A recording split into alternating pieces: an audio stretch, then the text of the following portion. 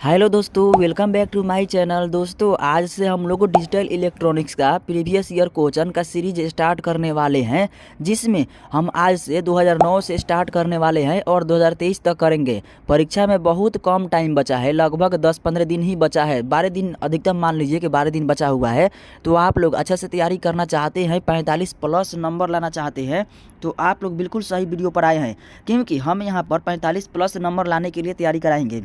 ऐसे तो आप लोग 20 प्लस नंबर यानी कि पासिंग मार्क्स लाना चाहते हैं ना, तो आराम से ला सकते हैं। जैसे कि इजी क्वेश्चन देख करके नंबर सिस्टम कर लीजिए, उसके बाद डिमॉर्गन लॉ कर लीजिए, ये सब शुरुआत के 3 टॉपिक कर लीजिए, आपका पासिंग मार्क्स आराम से आ जाएगा। लेकिन अगर आप 45 प्लस करना चाहते हैं ना, तो उसके लिए आपको बहुत ज़्यादा एडवांस में मेहनत करने की ज़रूरत है, और आपको अकेले मेहनत करने की ज़रूरत नहीं है, हम आपके साथ में हैं।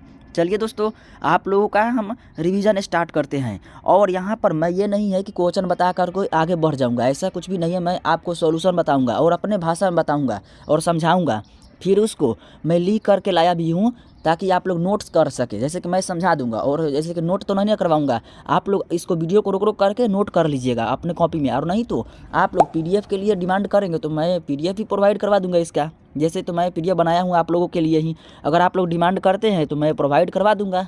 चलिए दोस्तों, वीडियो को शुरू करते हैं।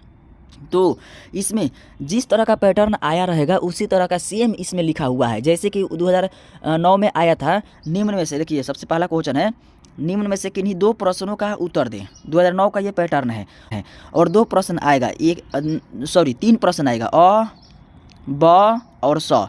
इन तीनों में से जो आपको आसान लग रहा है, मान लीजिए कि अ और स आसान लग रहा है, तो अ और स का आंसर दीजिएगा। ये नहीं कि हाँ यहाँ पर दे दिया है अ और ब शुरुआत में तो अ ब का देना है, ऐसा नहीं है, और स को छोड़ देना है, ऐसा कुछ भी नहीं है। जो आसान लगेगा उसका आंसर दीजिएगा। मान लीजिए कि अ बहुत हार्ड लग रहा है, हमको दूसरा देना है, जैसे कि अ हार्ड लग रहा है तो हम ब देंगे, स देंगे, कुछ इस तरह से आप लोग दे सकते हैं।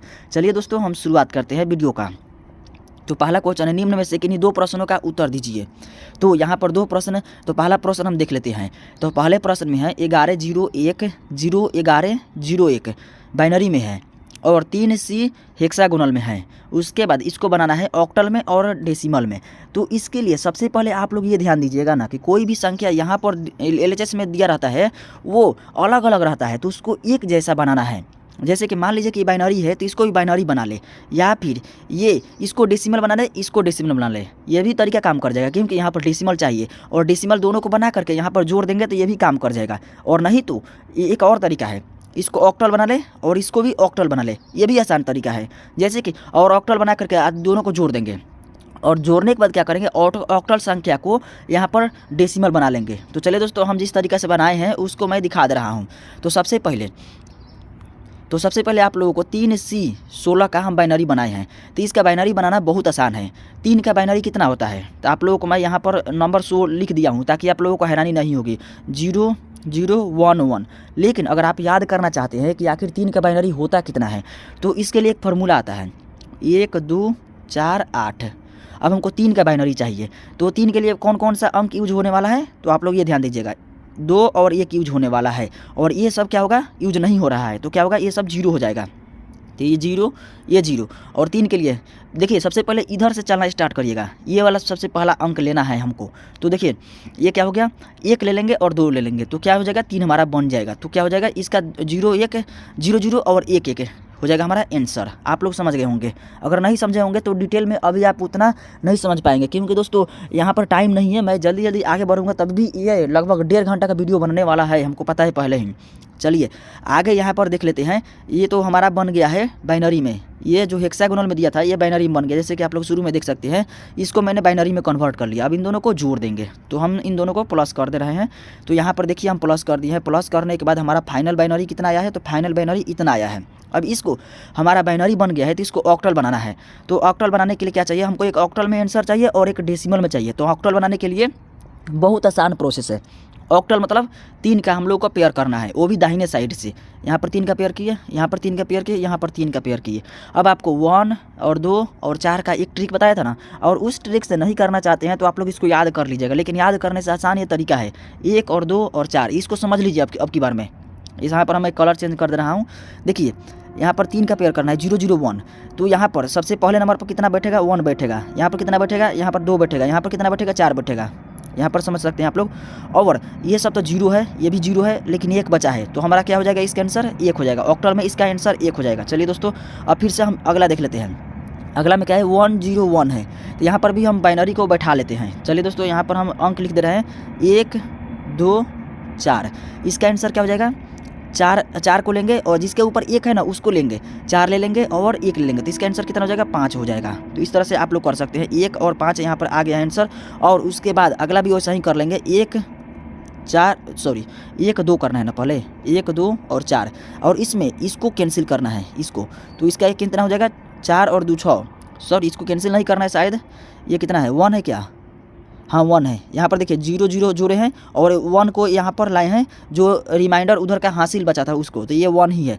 तो इन तीनों को हम लेंगे, तो तीनों को लेंगे तो कितना हो जाएगा, तो अब की बार हम अच्छा से बता रहे हैं 4 2 और 1, 4 2 6 1 7। देखिए इस वीडियो को बहुत सारे लोग स्किप करके छोड़ने वाले हैं, लेकिन जो स्किप करके छोड़ दिया ना वो समझिए कि 45 प्लस तो कभी नहीं करने वाला है। और 45 प्लस की बात हटाइए, वो अपना पासिंग मार्क्स भी नहीं कर पाएगा।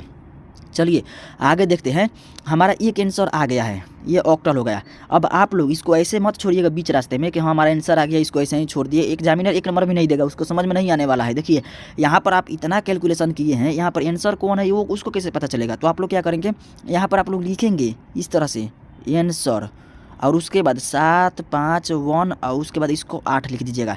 ये हमारा फाइनल आंसर हुआ, तब एग्जामिनर नंबर देगा। ये अगर 5 नंबर का होगा तो ये 3 नंबर का काम हो गया हमारा।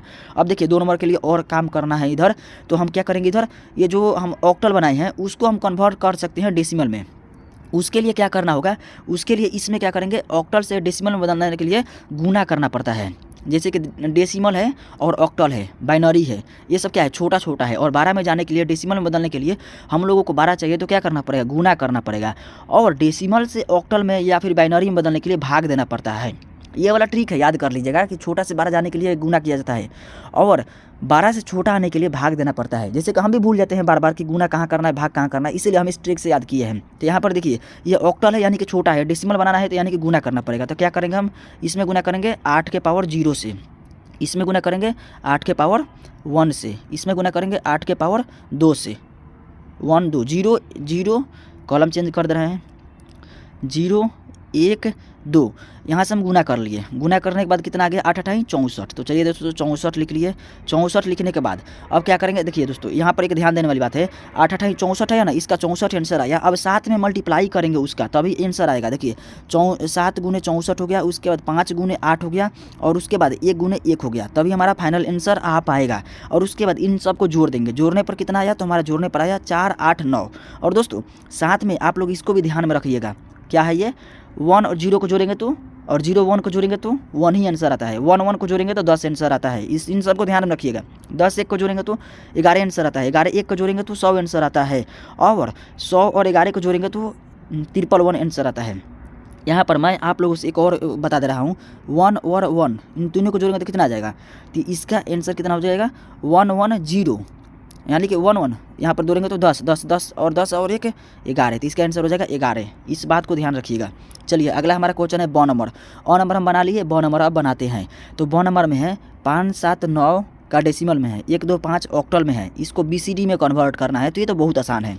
क्या करना है इसमें हमको, सबसे पहले हमको यहाँ पर ऑक्टल जो है ना उसको डेसिमल में कन्वर्ट कर ले हैं, दोनों सेम हो जाएगा। और दोस्तों इसी से हमारा दोनों आंसर आ जाएगा। कैसे, देखिए यहाँ पर ऑक्टल जो है उसको हम डेसिमल में कन्वर्ट कर लेंगे। देखिए ये वाला ऑक्टल को डेसिमल में कन्वर्ट कर लेंगे, डेसिमल में कन्वर्ट करेंगे जैसे ही, और इसमें मल्टीप्लाई करेंगे तो हमारा पहला आंसर आ जाएगा। देखिए यहाँ पर डेसिमल में भी कन्वर्ट करना है, तो हमारा पहला आंसर आ जाएगा मल्टीप्लाई करते ही। और यहाँ पर दूसरा आंसर के लिए क्या करना पड़ेगा, उसका BCD कोड लिखना पड़ेगा। तो चलिए हम सबसे पहला आंसर निकालते हैं। तो हमारा पहला आंसर में क्या है, 125 है। तो 125 का हम डेसिमल कैसे बनाएंगे, तो 125 का डेसिमल बनाने के लिए 5 में क्या करेंगे, 8 के पावर 0 से गुना करेंगे, 2 में 2 गुने 8 के पावर 1 करेंगे और 1 गुने 8 के पावर 2 करेंगे, जैसे कि आप लोग यहाँ पर देख रहे हैं 5 गुने 8 के पावर 0, 2 गुने 8 के पावर 1 है। और देखिए प्रोसेस इसका ये है, ये नहीं कि आप लोग ऐसे मत करने लगिए कि 8 के पावर 0 फिर 8 के पावर 1 और फिर 8 के पावर 2, ऐसा प्रोसेस गलत है। जिस तरीके से परीक्षा में लिखना है उस तरीके से मैं आप लोगों को लाया हूँ। यहाँ पर देखिए ये वाला तरीका से लिखिएगा तभी आप लोगों का आंसर सही माना जाएगा। यानी कि ऐसे तो ऐसे करेंगे 8 के पावर 0 तो वो भी सही माना जाएगा, लेकिन वो उसमें ना मान लीजिए कि 5 नंबर का क्वेश्चन है तो उसमें 5 नंबर देने की संभावना बहुत कम है, क्योंकि वो तरीका जो थोड़ा है ना रफ टाइप का लगता है। आप लोग समझ सकते हैं मैं जो बता रहा हूँ। उसके बाद अब देखिए हमारा फाइनल आंसर कितना आया जोड़ने के बाद 85 के पावर डेसिमल आ गया। लेकिन ये फाइनल आंसर नहीं है, ये तो दोनों अभी डेसिमल में कन्वर्ट हुआ, ये भी और ये भी दोनों डेसिमल में कन्वर्ट हो चुका है। अब क्या करेंगे, इन दोनों का मल्टीप्लाई कर देंगे, तो इसका और इसका मल्टीप्लाई करेंगे और जितना आंसर आएगा वो हमारा पहला डेसिमल वाला इसका आंसर हो चुका है, यानी कि ये आंसर हो गया। उसके बाद अब पहला आंसर हो गया, अब दूसरा के लिए क्या करेंगे, दूसरा के लिए दूसरा तरीका से बनाएंगे। अब डेसिमल टू BCD करेंगे, तो डेसिमल टू BCD करने का तरीका क्या है आखिर बताइए। तो डेसिमल में कोई भी संख्या रहेगा ना तो उसका BCD करने के लिए मैं ये कोड लिखा हूँ, देख सकते हैं यहाँ पर। जैसे कि ये कोड बहुत जगह यूज होने वाला है। 5 अगर दिया रहेगा तो उसका BCD में कोड कितना होगा 0101, इसका BCD में हो जाएगा। तो इस तरह से आप लोग बना लीजिएगा। तो देखिए दोस्तों हमारा हो गया है डेसिमल टू BCD अब कन्वर्ट करने का तरीका। तो देखिए 4 का BCD कितना होता है, तो 4 का BCD होता है 4 का, तो हम लोगों को ये हमको पता नहीं है 4 का BCD कितना होता है, हमको याद ही नहीं है। तो हम क्या करेंगे 1 2 4 8। अब 4 का BCD कितना हो जाएगा, तो 4 कहाँ पर आ रहा है, यहाँ पर 4 आ जाएगा। तो क्या जाकर लिखेंगे 0, यहाँ पर यहीं पर लिख दे रहे हैं 0 1, जहाँ पर जो हमारा काउंटिंग में आ रहा है उसको 1 करेंगे और सब बाकी को 0 कर देंगे। तो 0 1 0 0 यहाँ पर लिख दिए हैं। यहाँ पर 9 आ रहा है, तो 9 का BCD कितना हो जाएगा, तो 9 के लिए हम क्या लेंगे, तो 9 के लिए हम कॉलम चेंज करके ले रहे हैं।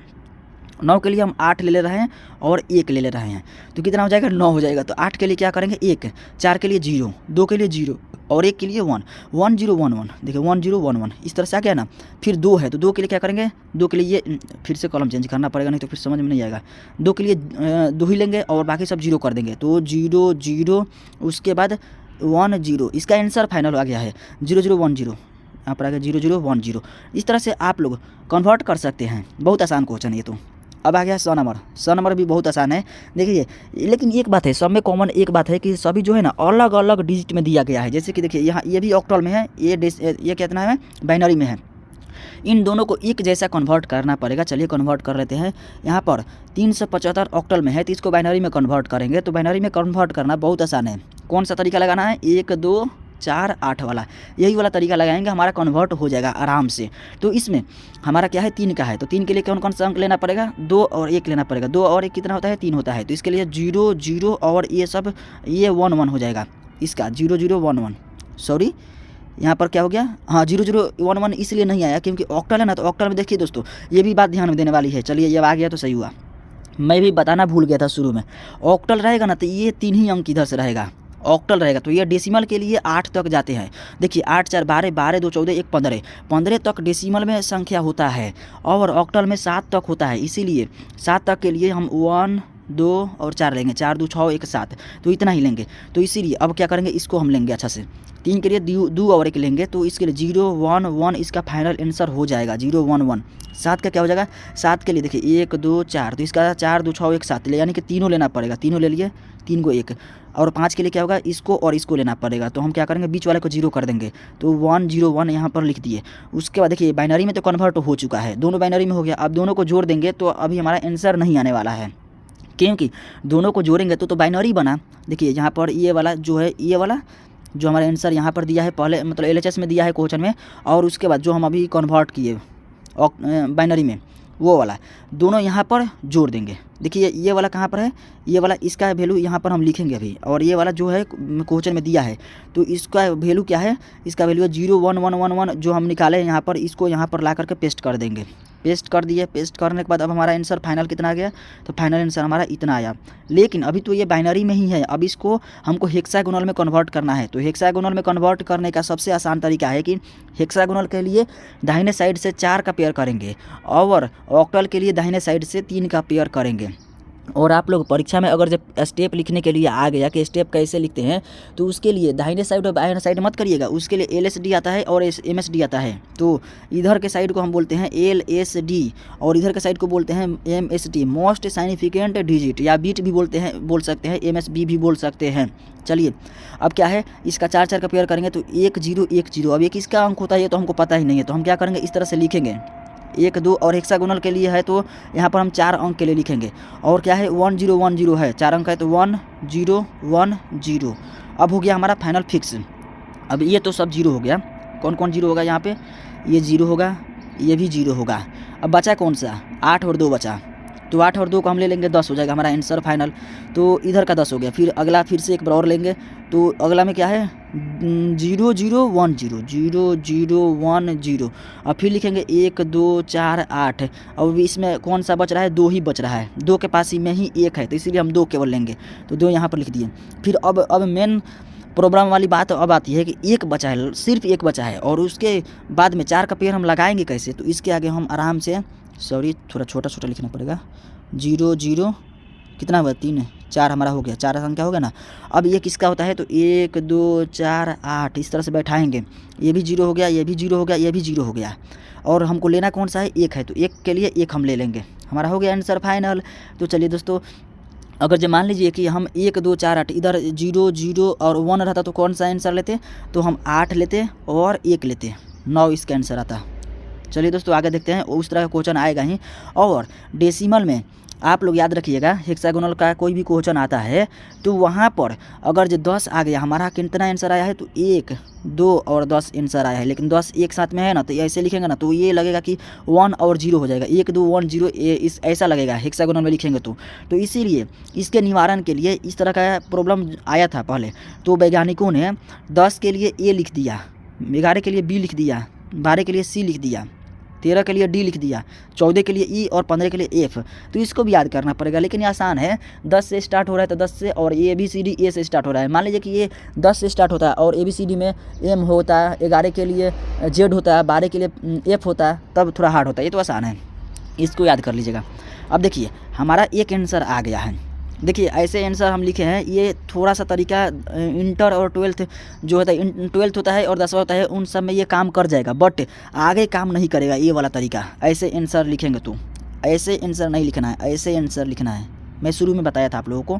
चलिए अगला है, अगला कौन सा क्वेश्चन है, तो अगला मतलब कि वही क्वेश्चन है, इसको आप बदलना है डेसिमल में। तो डेसिमल में बदलना बहुत आसान है यार, क्योंकि दोस्तों देखिए आप लोग जो है जो भी बाइनरी में दिया रहेगा उसको डेसिमल में बदलना होगा। तो हम बताए थे पहले ही तरीका, गुना वाला ट्रिक लगाना है, गुना वाला।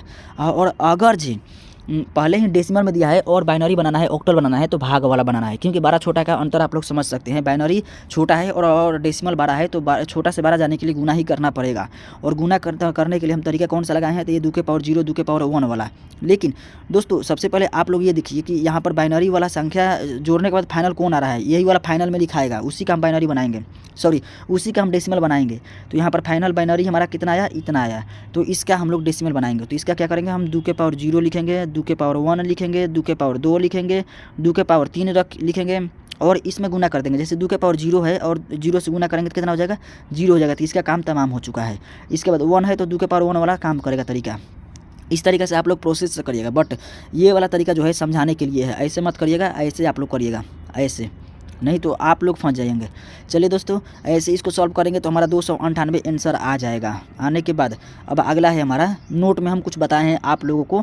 देखिए क्वेश्चन में 12A 16 निकला था, उससे भी डेसिमल बना सकते हैं। ये तो मैं पहले ही बताया था कि जो तरीका कौन कौन सा है डेसिमल बनाने का, मैं शुरू में ही आप लोगों को बता दिया था कि जैसे कि एक तरीका नहीं है डेसिमल बनाने का। यहाँ पर देखिए मैं शुरू में बताया था ना कि हाँ जैसे कि इसका ये आया है हेक्सागोनल, तो इसको भी हम लोग डेसिमल में कन्वर्ट कर सकते हैं। जैसे कि 16 है तो इसको क्या करेंगे, 16 के पावर 0 करेंगे, इसको क्या करेंगे 2 को 16 के पावर 1 करेंगे, इसको क्या करेंगे 16 के पावर 2 करेंगे, हमारा ऐसे ही बनेगा।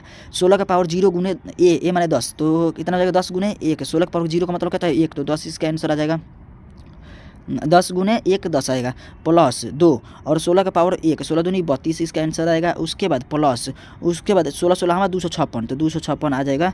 इन तीनों को जोड़ेंगे तो कितना आ जाएगा 256 और 10 कितना हो जाएगा 266, 266 और 32 जोड़ देंगे तो हमारा आंसर फाइनल आ जाएगा। तो 266 और 32 कितने जोड़ेंगे तो कितना आ रहा है दोस्तों, 298 आ रहा है। 266 और 32 हम जोड़ भी रहे हैं। 266 और 32 हम इस तरह से जोड़ देंगे तो 6 2 8, 6 3 9 और 2, 298 आ भी गया। और आप लोग सोल्यूशन भी कर सकते हैं, जैसे कि हमसे फास्ट भी सोल्यूशन कर सकते हैं और अपना आंसर निकाल कर बैठे रहिए कि आपका आंसर कितना आ रहा है। इस तरह से हम भी जब पढ़ाई करते थे ना तो इसी तरह से तरीक़ा से करते थे और मज़ा भी आता था कि चलिए हम भी कर रहे हैं। अब आ रहा है हमारा थ्योरी वाला क्वेश्चन। निम्न में से किन्हीं 2 प्रश्नों का उत्तर दीजिए। ये वाला पैटर्न यही वाला चलने वाला है सभी में। यहाँ पर पहला क्वेश्चन है, एकल तथा डबल पैरिटी की व्याख्या कीजिए तथा बताएं कि एरर डिटेक्शन में पैरिटी का प्रयोग कैसे करते हैं। यहाँ पर ये वाला क्वेश्चन है हमारा। चलिए अगर देखते हैं इसको बनाते हैं तो इसका सॉल्यूशन हो जाएगा। पैरिटी एक एरर डिटेक्शन कोड विधि है जिसके सहायता से सूचना में कोई भी एरर मिलने पर प्राप्त किया जा सकता है। दोस्तों पैरिटी जो है ना, पैरिटी का यूज कहीं पर भी सूचना में जो भी एरर आता है उसी को प्राप्त करने के लिए यूज किया जाता है। कहीं पर जैसे देखिए मान लीजिए कि 1010 डिजिटल सिग्नल का यूज होता है और उसमें कहीं भी मान लीजिए कहीं फॉल्ट है तो उसको यूज पकड़ने के लिए कौन सा तरीका अपनाते हैं, तो पैरिटी का यूज करते हैं। अब इसको हम लिखेंगे कैसे, तो देखिए ऊपर वाला जो है इंट्रोडक्शन में लिख सकते हैं उतना, बट आगे जो लिखना होगा डिजिटल सिस्टम में इस तरह से थ्योरी लिखिएगा। थ्योरी लिखने के लिए डिजिटल सिस्टम में डाटा के सुव्यवस्था के लिए वर्ड में एक अतिरिक्त बीट का प्रयोग किया जाता है जिसके द्वारा डिजिटल सिग्नल में फॉल्ट होने पर पता लगाया जा सकता है, ये लिख सकते हैं। उसके बाद इवन पैरिटी और ऑड पैरिटी आता है। इवन पैरिटी और ऑड पैरिटी समझना बहुत आसान है। इवन पैरिटी सिस्टम में प्रत्येक पूर्ण वर्ड में 1s की संख्या सम होनी चाहिए। जैसे कि देखिए हम यहाँ पर 101010 है और इसमें हम एक पैरिटी लगा देंगे तो ये कितना हो जाएगा, हमारा एक कितना हो जाएगा 2 4। तो हमारा अगर जो 1 पैरिटी लगा रहे हैं इसमें 1 पैरिटी हम लगाएंगे तो इसका संख्या कितना हो जाएगा 1 का, तो पहले से 3 है और 1 हो जाएगा 4, तो हमारा ये हो गया इवन पैरिटी। यानी कि 1 का संख्या हम काउंट करेंगे पैरिटी लगाने के बाद। ओल्ड पैरिटी में हम देखते हैं ओल्ड पैरिटी क्या है, तो ओल्ड पैरिटी में अगर मान लीजिए कि ये संख्या पहले से दिया है और इसमें हम 0 लगा रहे हैं, पैरिटी बीट हम कितना लगा रहे हैं 0 लगा रहे हैं, तो ये कितना हो जाएगा 3। 1 की संख्या कितना हो गया, तो 3 हो गया, तो इसीलिए पैरिटी हमारा 3 हो गया, तो इसीलिए वो ये ओल्ड पैरिटी कहलाता है। ये बहुत आसान है क्वेश्चन। अगला है क्विक के मैप वाला। हाँ ये बहुत इंपॉर्टेंट है, इसको सॉल्व करना मत भूलिएगा। के मैप का उपयोग करके बुलियन फलन का हल करें। के मैप का अगर जो आप लोग यूज करना नहीं जानते हैं तो आज के बाद से के मैप वाला क्वेश्चन आपका फंसने वाला भी नहीं है, ये भी बात ध्यान में रखिएगा। कैसे, देखिए के मैप का क्वेश्चन आता है ABCD और इस तरह से लिखा रहेगा 0 2 3 4 5 6 7 8 9 10 जो भी लिखा रहेगा उसको भरना होगा। तो देखिए सबसे पहले आप लोग के मैप के लिए देखिएगा कि इसमें जो अक्षर दिया गया है वो 8 से नीचे का है या 8 से ऊपर का है। अगर जो 8 से नीचे का रहेगा ना तो उसका डब्बा छोटा बनेगा, उसका डब्बा में इतना ही रहेगा बस। देखिए 0 1 2 3 4 5 सॉरी एक और रहेगा, ये नीचे वाला नहीं रहेगा। जैसे कि मैं एक बार और बना देता हूँ, इस तरह से रहेगा 1 2 3 4 5 6 7 8 इस तरह से रहेगा। उसको 0 1 2 3 4 5 6 7 ये 8 के लिए हो गया। लेकिन देखिए 8 से ऊपर संख्या है, 10 भी है, 12 भी है, 14 भी है, 15 भी है, तो इसीलिए हम इसको 4 डब्बा वाला हमको बनाना पड़ेगा। तो चलिए 4 डब्बा वाला ही बना ले रहे हैं। तो 4 डब्बा वाला बना करके और ये जो 0 लिखे हैं, 1 लिखे हैं, 2 0 1 2 3 लिखे हैं, तो इसको आप लोग मत करिएगा कि हाँ यहाँ पर 0 1 2 3 लिखे हैं तो आप लोग सोचेंगे कि इसको हम वो कर दे रहे हैं, परीक्षा में भी लिख दे रहे हैं, तो यहाँ पर मत लिखिएगा। ऐसे लिखने पर गलती नहीं होता है, बट हम देखें हैं कहीं भी बुक में पढ़ते हैं तो वहाँ पर लिखा नहीं रहता है। ये अपने सहूलियत के लिए हम लोग इसको लिखते हैं, तो आप लोग मत लिखिएगा इसको। चलिए अब आगे देख लेते हैं। तो आगे क्या करना है, सबसे पहले के मैप बनाने के लिए डब्बा बना लीजिएगा 16 वाला, 4 गो ऐसे और 4 गो ऐसे रहना चाहिए। हमारा डब्बा बन करके रेडी हो चुका है। अब क्या करेंगे, अब यहाँ पर लिखेंगे A बार B बार हम यहाँ पर लिखना बता दे रहे हैं A bar B bar A bar B, यहाँ पर A बार B रहेगा, AB रहेगा, उसके बाद AB बार रहेगा। ये वाला जो है ना ऐसे ही ये रहेगा, उसके बाद इसमें भी ऐसे ही ये रहेगा, इसमें कुछ भी नहीं लिखेंगे। यहाँ पर C बार D बार C बार D C D बार ऐसे लिख देंगे। लिखने के बाद हमारा ये तरीका तो कंप्लीट हो चुका है। अब क्या करेंगे, तो अब हमको कुछ नहीं करना है। अब जो भी संख्या लिखा रहेगा उसको यहाँ पर फिलअप करेंगे। तो सबसे पहले आप लोगों को समझ में नहीं आ रहा है तो पेंसिल से 0 1 2 3 4 5 6 7 लिख लीजिएगा। ये लिखने का मतलब हो गया ना कि जहाँ पर 0 लिखा है तो अगर जो 0 इसमें क्वेश्चन में 0 दिया है ना तो यहाँ पर 1 लिख देंगे हम। मान लीजिए कि क्वेश्चन में 2 भी दिया है तो 2 की जगह पर फिर 1 लिखेंगे। क्वेश्चन में 3 भी दिया है तो 3 की जगह पर फिर से 1 लिखेंगे। क्वेश्चन में 4 भी दिया है तो 4 की जगह पर फिर से 1 लिखेंगे। क्वेश्चन में 7 दिया है तो 5 को छोड़ देंगे, 7 की जगह पर फिर से 1 लिखेंगे। इस तरह से लिखने के लिए है। तो हम सभी जगह पर 1 1 1 1 फिलिप कर लिए हम। यहाँ पर फुलफिल करने के बाद अब क्या करेंगे, तो अब आप लोगों को पेयर बनाना पड़ेगा। और देखिए KMAP में है ना सबसे 12 से 12 पेयर लिया जाता है, यानी कि सबसे 12 से 12 डब्बा को भरा जाता है। यहाँ पर देखिए इसमें भरने का तरीका कौन कौन सा होता है, जैसे कि इधर का मान लीजिए कि ये और ये हमारा मैच कर रहा है ना, तो इन दोनों को हम मैच करा लेंगे। और मैच कराने के बाद हम आंसर, फाइनल आंसर क्या लिखेंगे, तो फाइनल आंसर हम ये लिखेंगे। जैसे कॉलम चेंज करना पड़ेगा अभी। जैसे कि मान लीजिए कि ये वाला, तो ऐसे ये वाला अभी तरीका काम नहीं करने वाला है। क्यों नहीं करने वाला है, क्योंकि यहाँ पर भी 1 रहता तो इस तरह से मैचिंग करवा लेते हैं, लेकिन यहाँ पर 1 नहीं है तो इसलिए इस तरह से नहीं करवा रहे हैं। अभी आप लोगों को समझा रहे हैं, बना नहीं रहे हैं। तो ये 1 इस तरह से कर लिए। मान लीजिए कि यहाँ पर 1 है तो इसका आंसर क्या होता है, तो अभी देखिए इसमें इन दोनों में कॉमन क्या है, इन दोनों में क्या है कॉमन, ए बार है तो इसका ए बार हो जाएगा। और इन दोनों में कॉमन क्या है, इसमें और इसमें कॉमन क्या है, तो इसमें कॉमन क्या हो जाएगा हमारा डी बार है, तो डी बार ए बार डी बार हमारा आंसर हो जाता है। अगर ऐसे कॉमन थे हमारा मैच करता तो मैचिंग करवाते हैं। और ये दूसरा हम इस तरीके से करवाते हैं कॉर्नर वाला भी, तो कॉर्नर वाला तो हमारा इस तरह से करना भी पड़ेगा, क्योंकि क्वेश्चन में भी इस तरह से कॉर्नर वाला मैचिंग हो रहा है। 1 1 चारों कॉर्नर पर है। तो हम क्या करेंगे, इसमें और इसमें मैचिंग करवाएंगे। तो इसमें कितना मैचिंग है, डी बार है तो डी बार करेंगे। उसके बाद अब इसमें और इसमें हम मैचिंग करवाएंगे, यानी कि ए बार बी बार में और ए बी बार में कौन मैचिंग कर रहा है, तो बी बार मैचिंग कर रहा है, बी बार करेंगे। अब आप लोग एक गलती करेंगे, डी बार इधर और बी बार इधर लिखेंगे तो सीक्वेंस बिगड़ जाएगा। डी बार पहले डी आता है कि पहले बी आता है, बोले बताइए। पहले बी आता है तो बी बार डी बार करिएगा, तब आपका आंसर सही होगा। बी बार डी बार हमारा एक तो बन गया। ये चारों कॉर्नर वाला काम हो चुका है। अब कौन सा बचा है, तो अब हमारा बचा है, ऐसे हम लोग एक पेयर और कर सकते हैं, बड़ा वाला पेयर कर सकते हैं। हाँ एक बात और ध्यानिएगा कि देखिए हम पहली बार में पेयर कर लिए हैं तो दूसरी बार में भी उसको ले सकते हैं, इसमें कोई नहीं है कि नहीं ले सकते हैं। और अगर जो मान लीजिए कि हमारा लंबा पेयर बन गया, मतलब पूरा डब्बा भर दिए, तो हम इसको लिए इन सब को छोड़ देंगे, इन सब को हम काट देंगे और यहाँ पर ये वाला लेंगे। और तो इसका आंसर क्या होगा, इसका आंसर ये वाला हो जाएगा। तो इसका आंसर क्या होगा, सी बार डी बार। तो हमारा 2 आंसर तो हो गया। देखिए यहाँ पर C bar D bar, B bar D bar, यहाँ पर दोनों आंसर हो गया।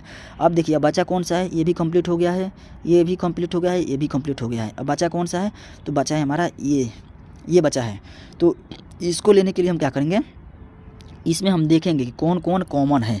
जैसे कि इसमें तीनों में यहाँ पर देखेंगे क्या क्या कॉमन हो सकता है। तो हमारा तो कुछ भी ऐसे कॉमन दिख नहीं रहा है। सी डी इधर से, सी डी ले लेंगे, इधर से सी डी ले लिया, इधर से एक सेकंड, यहाँ पर देखिए सी डी ले लेंगे, इधर से सी डी ले लिए यहाँ पे। अब देखिए ये बार हम लेंगे। ये बार क्यों लेंगे दोस्तों, क्योंकि ये बार ही इसमें अलग हो पा रहा है। जैसे कि आप लोगों को दिखाई दे रहा है, यहाँ पर ए बार है और यहाँ से सी डी ले लिए और यहाँ पर ए बी और ए बार बी मैच कर गया, तो इसीलिए हम क्या करेंगे, इसको नहीं लेंगे। इस तरीके से करने में थोड़ा सा लेंदी हो रहा है, तो हम क्या करेंगे, 2 का पेयर कर ले रहे हैं। 2 का पेयर कर लेंगे तो हमारा आसान हो जाएगा। कैसे आसान हो जाएगा, चलिए करके बता दे रहे हैं। इसका और इसका पेयर कर ले रहे हैं, हमारा आसान हो जाएगा बनाना। इसका और इसका पेयर कर दे रहे हैं। अब आंसर फाइनल कितना हो जाएगा, तो फाइनल आंसर हो जाएगा हमारा ए बी और उसके बाद हम ले सकते हैं सी डी। इस तरह से हमें आंसर ले सकते हैं। इसका हम पेयर करेंगे तो इसका हो जाएगा ए बी, ऊपर वाला ही लेते हैं, ए बी ले लिए। और उसके बाद यहाँ पर देखिए दोनों में जा रहा है ना, ये दोनों में जा रहा है, तो इसके लिए इन दोनों में कॉमन देखेंगे क्या है कॉमन, तो इन दोनों में कॉमन है सी, तो ए बी सी हमारा आंसर हो गया यहाँ पे।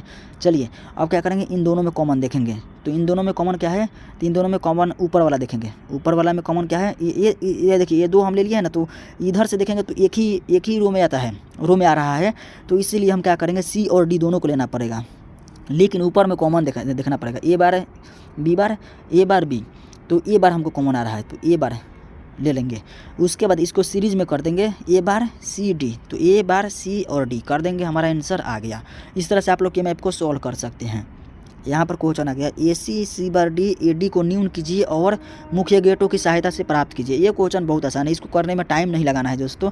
सबसे पहले ये जो अंक लिखा रहेगा, जितना अंक उतना अंक को सीरीज में लिखिएगा। ये नहीं कि ए उसके बाद डी फिर सी, ऐसे नहीं लिखना है भाई।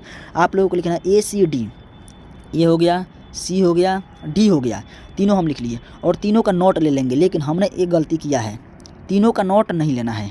देखिए यहाँ पर नॉट किसका यूज हो रहा है, खाली सी का नॉट यूज हो रहा है, तो सी का केवल नॉट लेंगे, इन सबको नहीं लेंगे।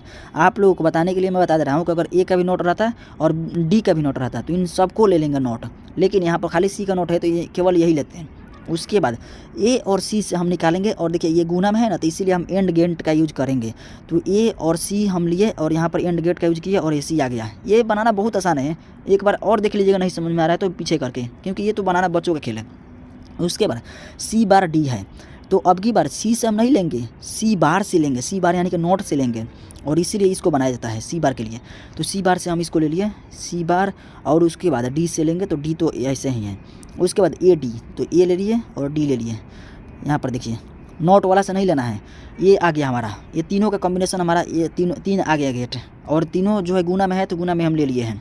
अब क्या करेंगे, ये तीनों गुना करने के बाद जोड़ भी हो रहा है, तो जोड़ने के लिए क्या करेंगे, जोड़ने के लिए और गेट लगता है, क्योंकि और गेट का बूलियन व्यंजन क्या होता है, और गेट का बूलियन व्यंजन होता है, मान लीजिए कि 2 इनपुट है तो ए प्लस बी होता है, 3 इनपुट है तो ए प्लस बी प्लस सी होता है, तो इसीलिए और गेट लगा दिए, और इस तरह से हमारा और गेट बन गया, और इसका फाइनल आंसर हमारा इतना आ गया है, A C plus C bar D bar, sorry A C plus C bar D plus A D, हमारा फाइनल आंसर आ गया।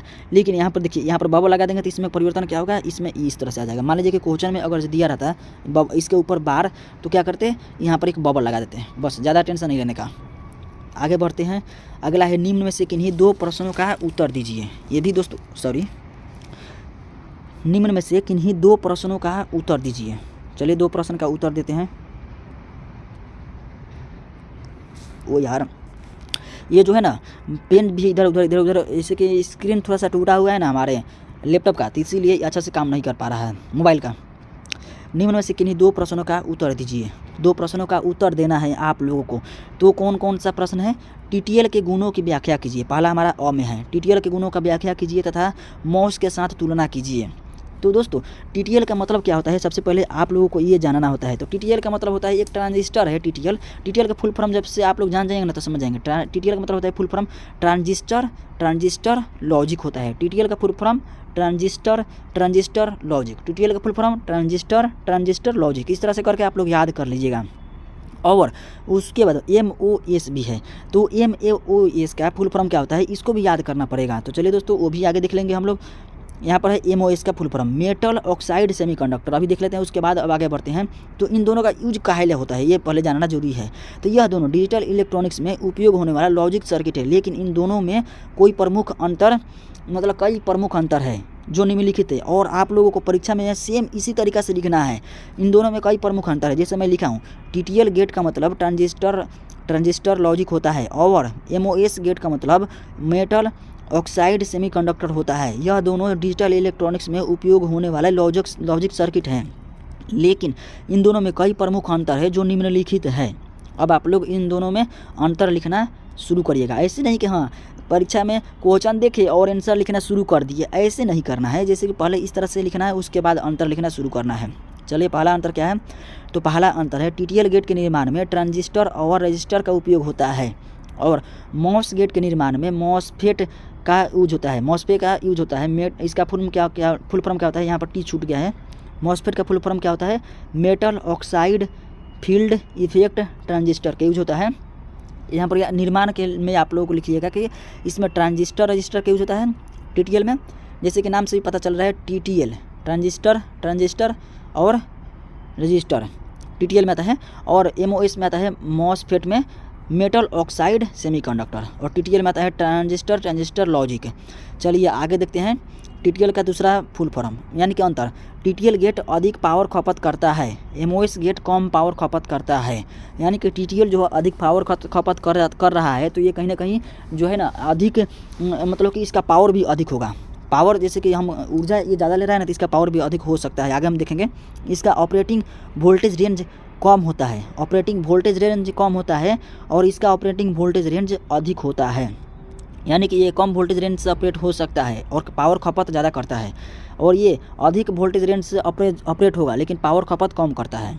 अगला अंतर है टीटीएल गेट के निर्माण सस्ता होता है, MOS गेट का निर्माण थोड़ा महंगा होता है, क्योंकि ये बाद में आया है MOS गेट, और टीटीएल गेट में जो भी कमियां थी ना उन सबको दूर भी किया है MOS गेट, इसीलिए थोड़ा महंगा हो गया है। आप लोग ध्यान में रखिएगा कि जो पहले आता है वो थोड़ा महंगा आता है बाद में, उसके बाद जो बनाना शुरू करते हैं तो वो सस्ता हो जाता है। लेकिन ये जो MOS गेट है ना, ये बाद में आया है और ये उसके कमियों को दूर किया है, तो इसीलिए थोड़ा महंगा तो होगा ही। तो ये अंतर आप लोग लिख सकते हैं। TTL गेट अधिक गर्मी उत्पादित करता है।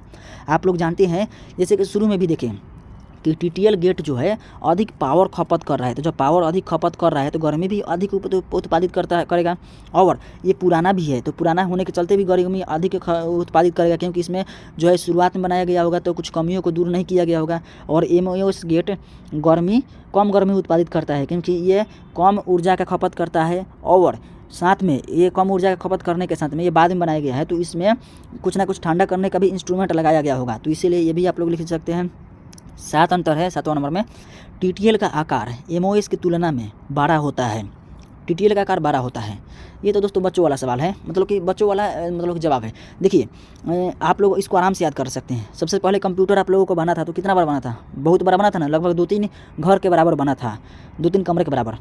और अब कंप्यूटर बनता है बहुत छोटा छोटा। तो इसीलिए आप लोग इससे याद रखिएगा कि TTL पहला बना था, तो ये क्या करेगा, ये MOS की तुलना में बड़ा होगा ही। और MOS गेट छोटे आकार के होते हैं, ये भी आसान था। अगला है TTL गेट का उपयोग पुराने कंप्यूटर और डिजिटल डिवाइस में होता है। ये तो अब आप लोग लिख ही लेंगे आराम से, इसमें से 5 अंतर याद करना है, 5 अंतर याद कर लीजिएगा। और आधुनिक माइक्रो प्रोसेसर, मेमोरी और मोबाइल डिवाइस में इसका उपयोग किया जाता है। इसका घनत्व कम होता है, इसका घनत्व अधिक होता है। घनत्व कम का मतलब ना कि हम लोग जो है ना बहुत बड़ा हो गया, घनत्व कम होगा ही। क्यों होगा? क्योंकि ये इसका आकार बड़ा है तो इसका घनत्व कम होगा, तभी तो आकार बड़ा है। देखिए सब रिलेट करके याद करिएगा ना तो बहुत आसानी से याद हो जाएगा। और इसका आकार छोटा है तो इसका घनत्व ज़्यादा होगा। ये बहुत आसान तरीका है याद करने का। यह अधिक विश्वसनीय होता था, यानी कि देखिए ये बहुत बड़ा होता था ना, तो बहुत बड़ा जो चीज़ रहता है ना उसमें विश्वास किया जा सकता है कि हम मान लीजिए कि कुछ भी गड़बड़ी होगा ना तो उस आइटम को चेंज कर दो। लेकिन यह अधिक विश्वसनीय नहीं होता है। क्यों नहीं होता है? मतलब उससे कम होता है, क्योंकि ये जब ख़राब होता है ना तो इसको पूरा सर्किट ही चेंज करना पड़ता है बस इसमें। बट इसमें ये बहुत बड़ा होता था ना तो इसमें कुछ पार्ट को चेंज कर सकते हैं, तो इसलिए इसको विश्वसनीय माना गया है। यह EMI और वोल्टेज के प्रति कम संवेदनशील होता है, और यह EMI और वोल्टेज के प्रति अधिक संवेदनशील होता है। अब आप लोग को मैं 11 अंतर बता दिया हूँ, इसमें से आपको 5 अंतर याद करना है। क्या इतना भी नहीं हो पाएगा आप लोगों से? याद कर लीजिएगा। अब यहाँ पर है मोस्ट इम्पोर्टेंट क्वेश्चन ये वाला है, और ये जो है ब नंबर है, अ ब स है। तो देखिए ये वाला जो है 3 क्वेश्चन का आंसर देना है आप लोगों को, सॉरी 2 क्वेश्चन का आंसर देना है अ ब स में से। तो हम ये ब नंबर क्वेश्चन कर रहे हैं। फुल एडर को समझाएं तथा इसकी व्याख्या करें। देखिए सबसे पहले हम लोग को फुल एडर का यूज क्यों पड़ता है, पहले ये ध्यान लीजिएगा। तो फुल एडर से पहले हम लोग हाफ एडर पढ़ते हैं, तो हाफ एडर के बारे में भी हम लोग जान लेते हैं। और दोस्तों इस क्वेश्चन को देख लेंगे तो फुल एडर और हाफ एडर दोनों आपका कॉन्सेप्ट क्लियर हो जाएगा। मान लीजिए कि हमको 1 और 1 जोड़ना है, तो इसके लिए हम क्या करेंगे, 1 1 कितना हो जाएगा, 10 हो जाएगा। 1 1 0 और हाथ में 1, तो ये हासिल हो गया 10, जोड़ लिए।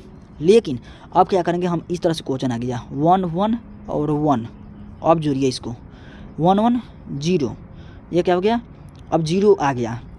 1 1 का 10 लिखेंगे, 10 लिख दिया। और यहाँ पर ऊपर से नीचे यहाँ पर कुछ नहीं है तो इसीलिए 1 उतार दिए। तो ये क्या क्वेश्चन सही हो गया? नहीं, बिल्कुल गलत हो गया। तो इसका क्या हो गया आंसर?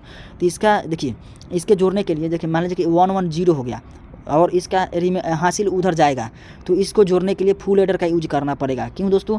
क्योंकि हाफ एडर में 2 ही हम इनपुट को जोड़ सकते हैं, लेकिन फुल एडर में हम कैरी को भी जोड़ सकते हैं। जैसे कि मान लीजिए कि यहाँ पर देखिए 1 1 1, यहाँ पर है 1 1 0, यहाँ पर 1 0 का 1 हो गया।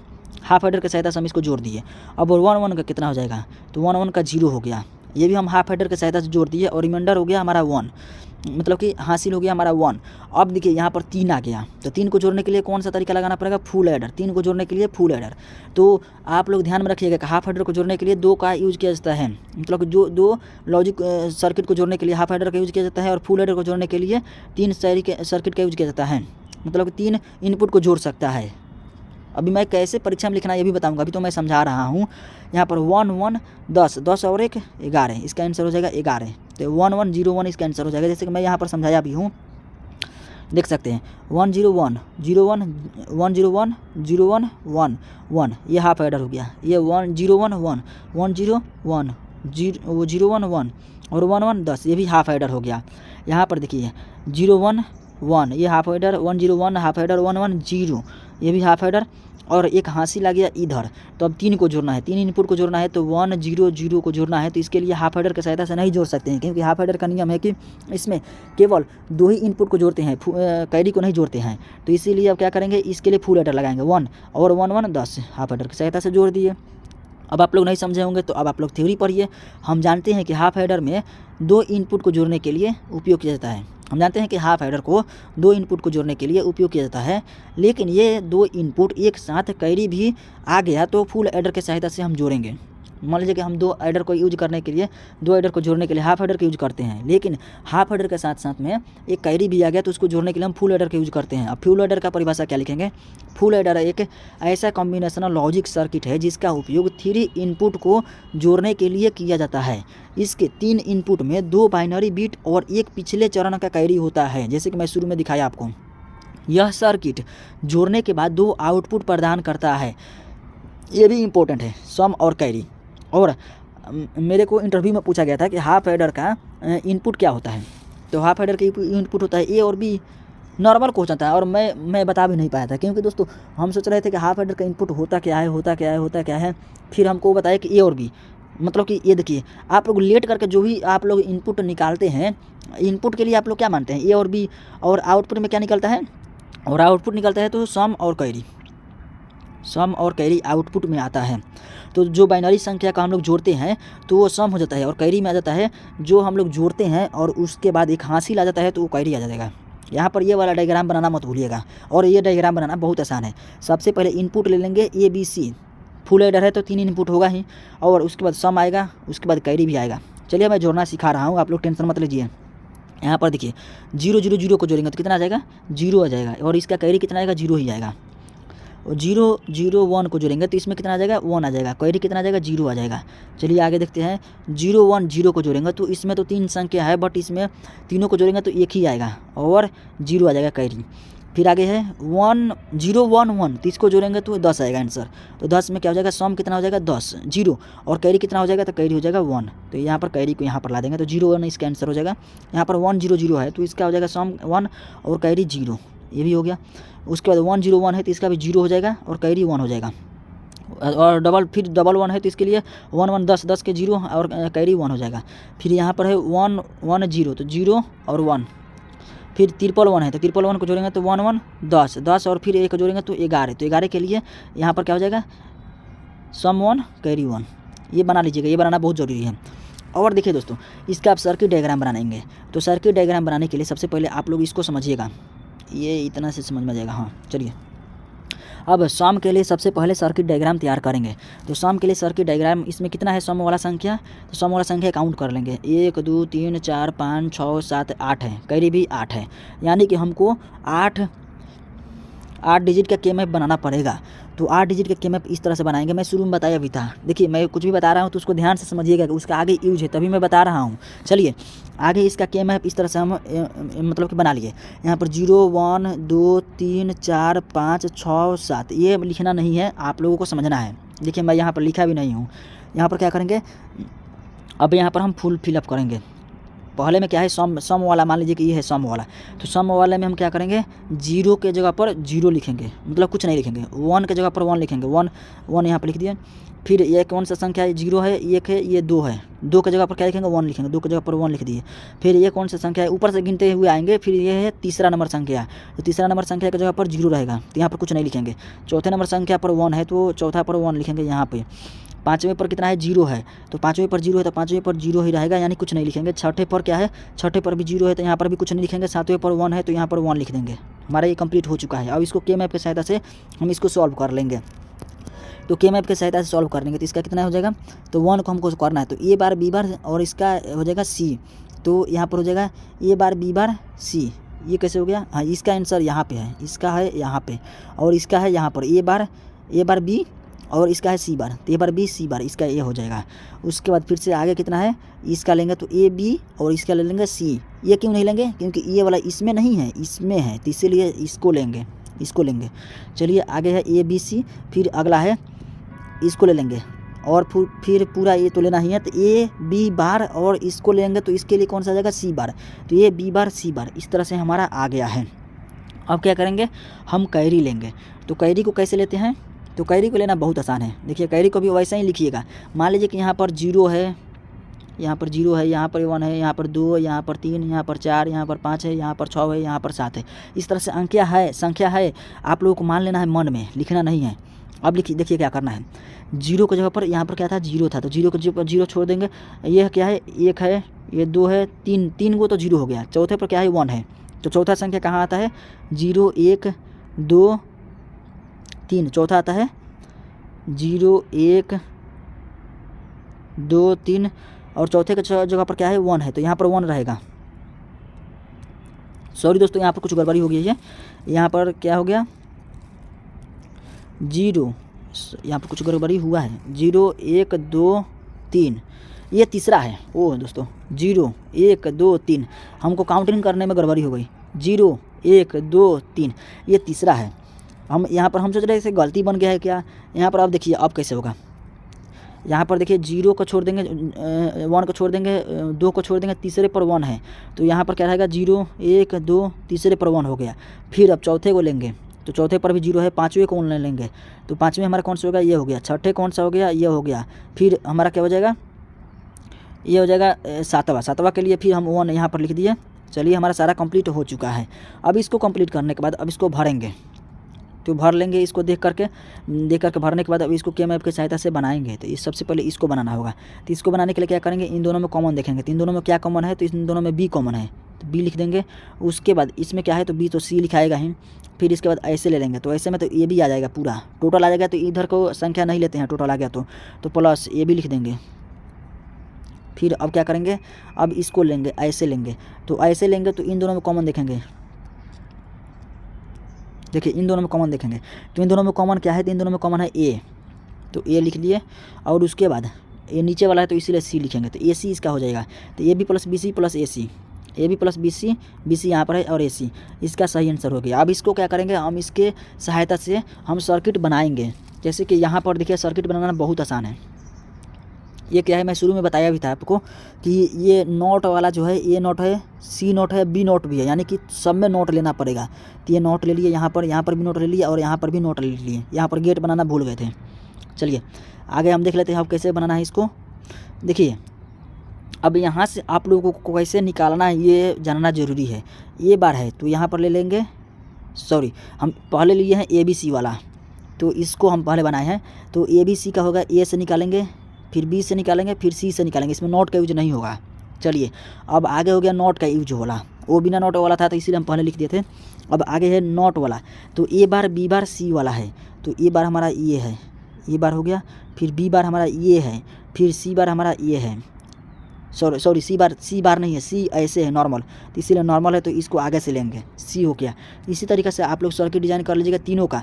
और देखिए ये जोड़ में है, तो इसीलिए इसको जोड़ना भी पड़ेगा, तो इसीलिए हम यहाँ पर और गेट लगा करके जोड़ दिए हैं। और जोड़ने के बाद हमारा फाइनल आंसर आ गया। कितना आ गया, आया तो वो है, लेकिन हम लिखे नहीं हैं। यहाँ पर इन सब को लिखना भी पड़ेगा। यहाँ पर जो भी ये सब आ रहा है ना, इन सब को लिखना है। यहाँ पे ए बी सी लिखना है, A B C plus A bar B bar C, ये सारा चारों लिखना है, चारों लिखना है जोड़ में। हमारा जगह नहीं था इसीलिए हम नहीं लिखे हैं। फिर आगे हम कैरी का बनाते हैं, तो कैरी के लिए भी सेम वैसा ही करना है। ए से लेना है, बी से लेना है, कैरी हमारा यही आया था। फिर बी से लेना है, सी से लेना है, फिर सी से लेना है, सॉरी फिर ए से लेना है और सी से लेना है। देखिए हम यहाँ पर सी से भी ले सकते थे और ए से भी ले सकते थे। पहले सी से ले सकते थे और बाद में ए से ले सकते थे, लेकिन ऐसा नहीं करना है। सीरीज में आप लोगों को चलना है, ए और सी, इसीलिए मैं ऐसा किया। यहाँ पर क्या लिखेंगे, ए बी लिखेंगे, जोड़ लिखेंगे, फिर बी सी लिखेंगे, वहीं पर लिखेंगे, हमारा जगह नहीं है तो नीचे लिखे हैं, प्लस ए सी लिखेंगे, वहीं पे लिखेंगे। और कैरी हमारा इतना ही आया था, देख सकते हैं यहाँ पर सॉल्व करने के बाद इतना ही आया था। और इसको अगर आगे सॉल्व करेंगे ना, तो ये आएगा ए एक जोड़ बी एक जोड़ सी, ये हमारा आगे सॉल्व करने के बाद आएगा। चलिए आगे अब देख लेते हैं फुल एडर का एक circuit block diagram. Circuit diagram ये सब तो बना लिए हैं, ब्लॉक डायग्राम बनाना होगा तो इस तरह से बना सकते हैं। हम अभी देखिए बहुत छोटा बनाया हूँ, इसको आप लोग बहुत बड़े में बनाइएगा, इतना बड़ा में बनाइएगा कम से कम, ताकि जगह भी भरना चाहिए परीक्षा में। और इसमें इनपुट कितना रहेगा, तो इसमें इनपुट रहेगा 2, सॉरी फुल एडर है ना, तो इसमें इनपुट रहेगा 3। इनपुट में 3 रहेगा, ए बी और सी। आउटपुट को रहेगा 2, सम और कैरी। जैसे कि मैं यहाँ पर बनाया हूँ फुल एडर का, देख सकते हैं आउटपुट जैसे कि देखिए 2 रहता है सम और कैरी में, सम और कैरी, और हाफ एडर में भी आउटपुट 2 ही रहता है। 2 हाफ एडर की सहायता से फुल एडर कैसे बनाएं, देखिए सबसे पहले 2 हाफ एडर की सहायता से फुल एडर बनाने के लिए आप लोगों को हाफ एडर बनाना आना चाहिए। तो चलिए दोस्तों वही बनाना बता दे रहा हूँ कैसे बनाना है। हाफ एडर बनता कैसे है, सबसे पहले आप लोग ये देखिए, हाफ एडर इतना ही होता है, हाफ एडर इतना ही होता है, इसके इधर ये सब हाफ एडर है। जैसे कि यहाँ पर हाफ एडर में क्या करिएगा, एक और गेट लीजिएगा, मान लीजिए कि हाफ एडर का, पहले यहाँ पर मैं समझा दे रहा हूँ अच्छे से। हाफ एडर का सम में कितना आता है, तो सम में आता है ए एक जोड़ बी, इसको हम साइड में लिख रहे हैं। हाफ एडर का इसमें आता है ए एक जोड़ बी, सम में आता है, और कैरी में आता है ए डॉट बी। अब हम क्या करेंगे, इसको सॉल्व करेंगे। तो इसको सॉल्व करने के लिए सबसे पहले एक जोड़ बी है, तो हम क्या करेंगे, 2 इनपुट लेंगे। यहाँ पर इस तरह से एक जोड़ पहले गेट बना लेंगे, इस तरह से। ये इसमें 2 इनपुट हो गया, ए और बी, 2 इनपुट हो गया। अब क्या करेंगे, इसी के सहायता से हमको आउटपुट भी निकालना है, तो इसीलिए हम इसमें यहाँ पर एक कर दे रहे हैं, एंड गेट लगा दे रहे हैं। और ये हमारा हो गया हाफ एडर का सर्किट डायग्राम। एंड गेट हम यहाँ पर इसलिए लगाए हैं क्योंकि यहाँ पर देखिए ये दोनों मल्टीप्लाई में हैं। चलिए अब आगे बढ़ते हैं, इतना तो समझ गए आप। तो यहाँ पर देखिए ये हाफ एडर इतना बन गया, ए बी का ले लिए, ये हाफ एडर तैयार हो गया है। अब क्या करेंगे, आगे हम इसको इसमें ला करके जोड़ेंगे, तो क्या हो जाएगा, ए बी यहाँ पर ये देखिए ये क्या निकल रहा है, ए एक जोड़ बी निकल रहा है। यहाँ पे ये लिख दे रहा हूँ, ए एक जोड़ बी यहाँ पर निकल रहा है, लेकिन हमको क्या चाहिए, ये एक जोड़ सी चाहिए। तो इसीलिए क्या करेंगे, यहाँ पर सी को ला करके, यहाँ से हम सी लाए हैं इस तरह से, और यहाँ पर सी को ऐड कर देंगे। और यहाँ पर तो ए बी आ रहा है, तो ए एक जोड़ बी एक जोड़ सी यहाँ पर हो जाएगा फाइनल हमारा आंसर, बी एक जोड़ सी, ये हमारा फाइनल आंसर हो जाएगा। सम वाला तो हमारा कंप्लीट हो गया। अब कैरी वाला करते हैं। तो कैरी वाला के लिए क्या करना पड़ेगा, कैरी वाला के लिए हमको तो यहाँ पर ए एक जोड़ बी आ रहा है, तो उसी में से हम इनपुट ले लिए, एक जोड़ बी का इनपुट ले लिए एक यहाँ पे, और एक सी का इनपुट ले लिए। उसके बाद इन दोनों को जोड़ना भी पड़ेगा। तो जोड़ने के लिए क्या करेंगे, यहाँ पर ले लीजिए, यहाँ पर क्या आ गया, ए डॉट बी आ गया, ए डॉट बी। तो हम अभी जोड़ कर बता दे रहे हैं आपको हमारा फाइनल आंसर कितना आ रहा है। तो यहाँ पर हमारा आ रहा है ए डॉट यहाँ से एक इनपुट ले रहे हैं, तो कितना हो जाएगा, ए एक जोड़ बी, ए एक जोड़ बी, एक जोड़ बी हो गया। और इसी में हम सी का मल्टीप्लाई कर रहे हैं, तो यहाँ पर सी लिख देंगे, हो गया ना। अब क्या करेंगे, प्लस कर देंगे, प्लस करने के बाद ए डॉट बी लिखेंगे, ए डॉट बी। अब दोस्तों इसको हम सॉल्व करेंगे ना, इसको सॉल्व करेंगे तो हमारा आएगा ए बी है ना, तो ए सी और बी सी ए सी से आ जाएगा। इससे सॉल्व करेंगे तो कैसे आएगा, क्योंकि यहाँ पर हम गुना करेंगे तो ए सी आ जाएगा, और इसको गुना करेंगे तो बी सी आ जाएगा। तो हमारा A C plus B C plus A B हमारा आंसर आना चाहिए। तो यहाँ से आ गया हमारा कैरी का आंसर। अब क्या करेंगे, हमारा तो ये तो बन गया। अब बन गया तो हम आगे बढ़ते हैं। यहाँ पर हाफ एडर का ब्लॉक डायग्राम अगर बनाना होगा तो इस तरह से बना सकते हैं, और हाफ एडर और फुल एडर दोनों हमारा कॉन्सेप्ट इसी में क्लियर हो गया। सबसे पहले देखिए हाफ एडर का, इसमें से 2 इनपुट आया, 2 इनपुट आने के बाद एक डायरेक्ट चला गया, ए प्लस बी, मान लीजिए कि एक जोड़ बी डायरेक्ट आगे चला गया, और इसको सी चाहिए तो इसका सम कंप्लीट हो जाएगा। तो सी यहाँ पर आ गया, और यहाँ से सी आ गया, तो इसका सम कंप्लीट हो गया। यहाँ पर एक जोड़ बी एक जोड़ सी आ गया। अब क्या करेंगे, अब हम लोग को कैरी चाहिए। तो कैरी के लिए इसमें से हमारा क्या आ रहा है, इसमें से जो एक जोड़ बी आ रहा है ना, तो उसको ले लेंगे इधर। इसका मतलब कि मान लीजिए कि इसका हम कैरी ले लिए, इसका कैरी कितना आ रहा है हाफ एडर का, तो हाफ एडर का कैरी आ रहा है, नहीं ये तो हाफ एडर नहीं रहा है। अब यहाँ से एक कैरी ले लेंगे, और यहाँ से एक कैरी ले लेंगे, तो हमारा फुल एडर का कैरी बन जाएगा, क्योंकि ये इसका कैरी और इसका कैरी मिल जाएगा, तो फुल एडर का कैरी हमारा बन गया। चलिए दोस्तों अब आगे देखते हैं। तो अब अगला हमारा क्वेश्चन कौन सा है, 7 नंबर। तो 7 नंबर क्वेश्चन में दिया गया है 7 सेगमेंट डिस्प्ले की संरचना दीजिए और इसका डिफरेंट नंबर कैसे प्रदर्शित करते हैं बताइए। 7 सेगमेंट डिस्प्ले का यूज किसी संख्या को देखने के लिए किया जाता है डिजिटल इलेक्ट्रॉनिक्स में। तो उसका आप लोग थ्योरी यहाँ पर पढ़ लीजिएगा। 7 सेगमेंट डिस्प्ले एक इलेक्ट्रॉनिक डिजिटल डिवाइस है जिसका उपयोग संख्याओं और कुछ विशेष अक्षरों को प्रदर्शित करने के लिए किया जाता है। इसी तरीके से सेम आप लोगों को लिखना है। इसका उपयोग आमतौर पर डिजिटल घड़ियाँ, कैलकुलेटर, मीटर, इलेक्ट्रॉनिक उपकरण में होता है। ये सारा आप लोगों को देखना है। यह 7 एलईडी के सेगमेंट से मिलकर बना होता है जिन्हें विशेष पैटर्न में जलाकर अलग अलग अंकों को देखने के लिए यूज किया जाता है। ये सारा कुछ आप लोग देख सकते हैं। देखिए अब इसमें इस तरह से आप लोग सेगमेंट प्रकार का इसमें टाइप्स भी देख सकते हैं। इसका कैट आता है और सीसीटी आता है, 2 टाइप आता है। तो कॉमन एनोड टाइप में इसमें क्या होता है ना कि इसमें एलईडी के सेगमेंट के एनोड टर्मिनल एक साथ जुड़े होते हैं। एनोड मतलब क्या होता है, तो एनोड मतलब होता है प्लस वाला, तो प्लस वाला टर्मिनल एक साथ जुड़े होते हैं। तो देखिए ये प्लस वाला सारा टर्मिनल एक साथ जुड़ा हुआ है ना। और कैथोड में क्या होता है, तो कैथोड में एलईडी सेगमेंट के सभी निगेटिव टर्मिनल एक साथ जुड़े होते हैं। तो सभी निगेटिव टर्मिनल ये वाला सभी एक साथ जुड़े हुए हैं ना। इस तरह से ये चित्र बनाना बहुत ईजी है और इसी तरह क्वेश्चन आएगा तो आप लोग छोड़ेंगे नहीं।